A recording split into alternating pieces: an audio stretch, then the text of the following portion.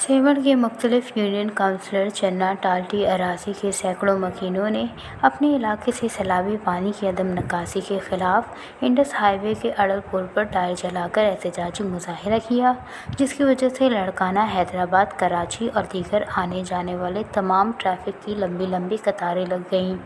مسافروں کو بڑی مشکلات کا سامنا کرنا پڑا۔ مظاہرین نے محکمہ آبپاشی اور سندھ سرکار سے مطالبہ کرتے ہوئے کہا کہ گاؤں کرم پور کے مقام پر سم نالے کو 0 پوائنٹ سے راستہ کلیئر کر کے دریا سندھ میں سیلابی پانی کو اخراج کیا جائے۔ ابھی تک ہمارے دیہاتوں میں 5 سے 7 فٹ سیلابی پانی موجود ہے، جس کے باعث ہماری ہزاروں ایکڑ زرعی زمین سیلاب کی زد میں ہے، جس کے باعث ربی کی فصل سخت متاثر ہونے کا خدشہ ہے۔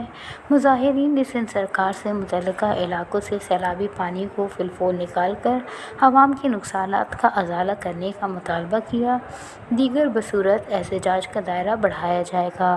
وش نیوز، سیون شریف۔